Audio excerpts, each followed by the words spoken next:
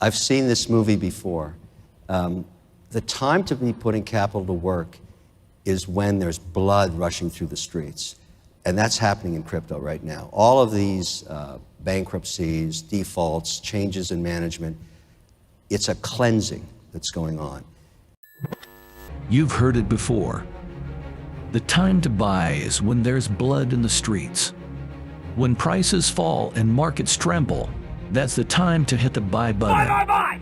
In the following interview, Kevin Oleary goes into detail about how crypto regulation is a good thing and very needed before the next crypto bull run can commence. The reason we're stuck in a very low momentum state in crypto and blockchain right now is the lack of regulation that keeps the institutional investor out of this space. For all the excitement about stable coins and Bitcoin and all the projects and Ethereum on down and Polygon and Mistin and everything that's coming, the truth is that none of it is owned by institutions, zero. And so everybody likes to say, yeah, that's not, but sovereign wealth and pension that I service in the indexing business, and there's many people that do what I do, we create indices so that they can invest capital. They are waiting for regulation before they index. And so if all that happened was sovereign wealth funds put 1% to 3% into maybe 6 different projects, it would definitely be some Bitcoin, there'd probably be some Ethereum in there, maybe some Polygon, maybe a little Solana, whatever they want to do and what indexers would do for them based on market capitalization. That's $1 trillion worth of demand. But none of it is going to happen until we get some policy. And the truth about this is, and I'm happy to just say it the way it is, there are countries that are advanced. There are places like Canada where they allow broker-dealers now attached to accounts, and Canadians can do that. They've got millions of accounts open now. The UAE, Switzerland, France. But the real money, the sovereign wealth capital, is never going to move against the SEC. Never going to happen. And the reason that occurs is that if you're a sovereign wealth fund or a country that's oil rich perhaps, you're generating $250 million every 12 hours. The only place on earth you can put that is in the S&P. The only way you can do that is by being compliant with the SEC rules. They are never going to make a move against the SEC in any way until these rules have been determined. So we are being kept out of institutional capital, and Bitcoin is not going to trade above $22,000 until we get policy.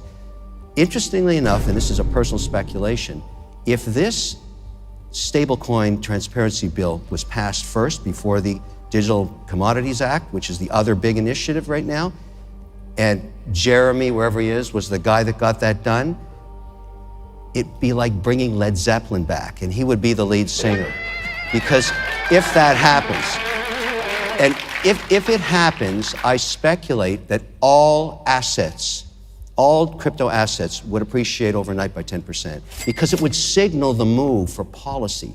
So there's a lack of knowledge with the government that we have to get over this hurdle.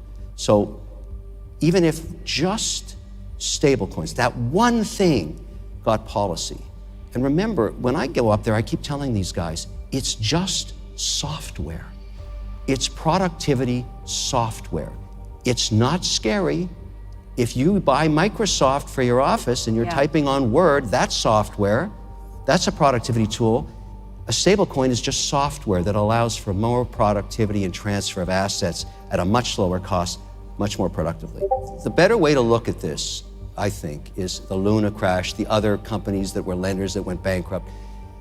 In a way, you should look at that optimistically, because what's happening here in this last 9 months is we're scraping the patina and we're removing the idiot management teams out of the market.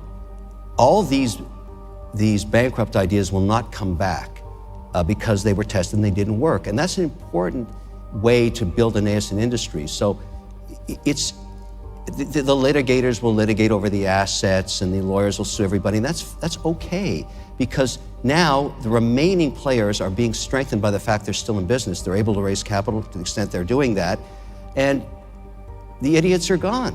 What's wrong with that? And I think we start now, even though we're in a crypto winter, at a much better place.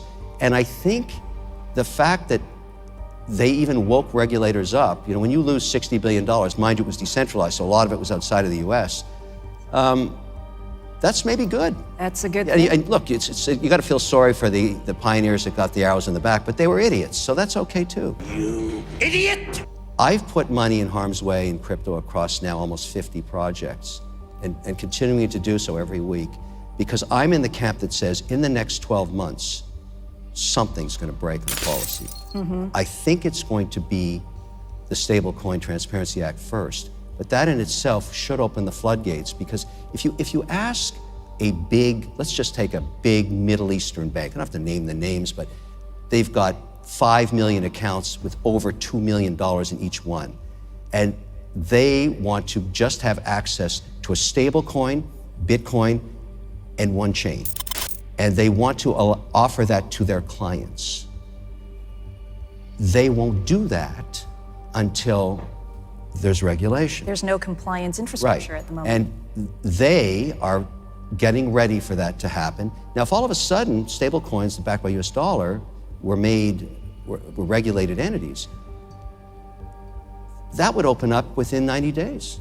And so as an investor, I say to myself, do I position myself now or do I wait for the regulation? Because when in a nascent industry, and I happen to believe, and I've said this multiple times, this sector will be the 12th sector of the S&P in 10 years. It will be. As an indexer, I put up to 20% in a sector. So just like I would in energy or just like I would in tech. So why not position myself now? I'm not going to get it right. It's volatile as hell. And some of the stuff I've invested in is going to zero, but not all of it. And so I think I'll do quite well.